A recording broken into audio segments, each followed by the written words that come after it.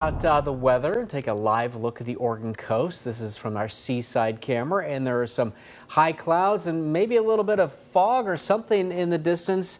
And Josh, I woke up to some fog this morning. Yeah, that marine layer kind of pushing its way back into parts of western Oregon and Washington, but overall a significantly quieter afternoon as opposed to what we were experiencing about 24 hours prior. That's where a lot of the southwest corner of Washington picked up on a lot of lightning. These are just a few of the images that you at home sent us here at KOIN 6 News, and you can continue that conversation by heading to KOIN.com under the weather tab to continue to share those photos and videos. But as far as that flood watch goes, that was over the I-5 corridor yesterday, now all over and done with, but that does not exclude the northeast corner of the state of Washington as the wet weather continues to find its way out that direction. Along with the rain showers, there's also a lot of lightning strikes. We're picking up about 73 over the past 2 hours or so for Washington and Oregon, and the closest ones are right now in Lane and Lynn County and just to the east side of the Mount St. Helens area, all tracking their way further to the south as our skies over the Portland metro area still remain on the dry, calm, quiet, and sunny side.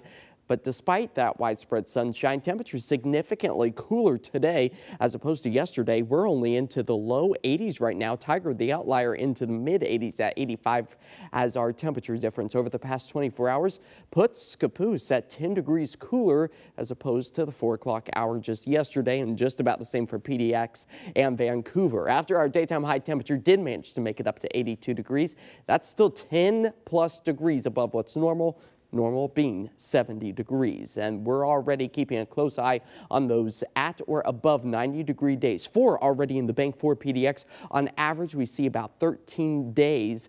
And that's for the entirety of the summer. Folks, we're not even into the summer season just yet. Still spring well underway here in the month of May as we anticipate the next 6 to 10 days to see the above average temperatures for much of the western half of the country. All thanks to this ridge of high pressure that's locked in the heat here for the western half, and that cool pocket of air, a cutoff low over the Pacific, struggling to make its way back into the Pacific Northwest. Thus, we're going to be holding on to those above average temperatures by nearly 10 to 15 degrees. So let's time it all out for you. Expecting to see those clear, calm, quiet conditions through tonight. We will start to see a little bit more of an onshore flow that will help that marine layer to push its way back in, especially during the early morning hours as we enjoy a nice batch of sunshine for the start of the day on Wednesday with maybe a few bubble up thunderstorms. Again, just up in elevation, so be cautious if you have any afternoon hikes planned.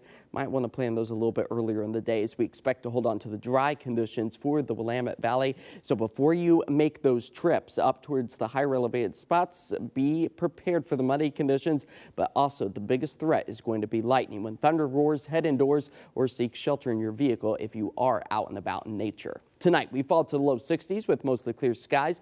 By tomorrow, expecting to get back up to 90 degrees, but not record-breaking. The record for tomorrow is 95, last set back in 2008. And we've gone ahead and highlighted the Wednesday on our 7-day forecast, all due to those hot temperatures, but we eventually cool things back off to where we should be for this time of year, returning to the low 70s just in time for the start of next week. So one more little punch of the summer heat for tomorrow. Yeah, let's get back to comfortable. Yes. Let's do that. I think we're ready for that. I'm ready for that. The Goldilocks zone, that's what I call it. I love Goldilocks. Hey, coming up, we are talking to the pilot